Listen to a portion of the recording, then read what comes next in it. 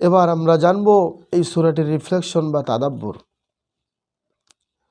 অর্থকরী কিংবা প্রভাব প্রতিপত্তি সম্মানের মাপকাঠি নয়। আল্লাহর কাছে সম্মানিত তারা যারা সত্যিকারের অর্থে তার উপর ঈমান এনেছে, তাকে ভয় করে চলেছে।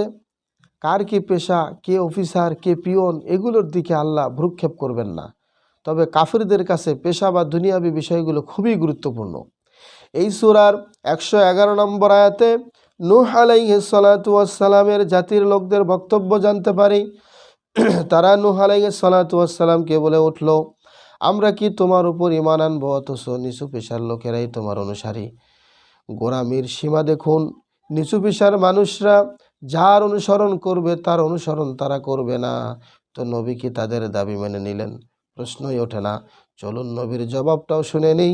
সে জবাবে বলল, তাদের পেশা সম্পর্কে আমি জানি না, তাদের হিসাব নেওয়ার দায়িত্ব কেবল আমার আল্লাহর, আমার রবের। তোমরা যদি বুঝতে যে বৈধ নিচু পেশা দিনদারিতার কোনো ক্ষতি করে না, যারা ঈমানের পথে চলে, আমি কিছুতেই তাদেরকে তাড়িয়ে দিতে পারি না। আমি তো একজন স্পষ্ট সতর্ককারী কেবল।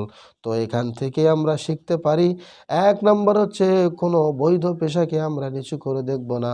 2 নম্বর হচ্ছে হালাল যে পেশাতেই আমরা থাকি না কেন, সেখান থেকে আল্লাহর আনুগত্য অটল থাকবে।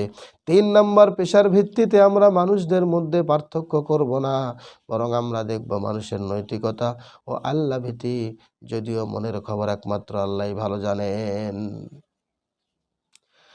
দ্বিতীয় যে বিষয়টি আরও জানবো সেটি হলো নূহ আলাইহিস সালামের এমন বক্তব্যের জবাবে তার জাতির লোকেরা তাকে পাথর মেরে হত্যা করার হুমকি দিয়েছিল। সুবহানাল্লাহ। কিন্তু এতে নবী ঘাবড়ে যাননি, বরং তার মনের সকল আকুতি কেবল আল্লাহকেই জানিয়েছিলেন। দিনের ক্ষেত্রে এমন বাধা বিপত্তি আসা স্বাভাবিক, তাই বলে পিছু হটা যাবে না। আল্লাহর ওপর মজবুত ভরসা রেখে সামনে এগোতে হবে। সম্মানিত উপস্থিতি, এই ছিল আজকের এই সূরা শুআরা থেকে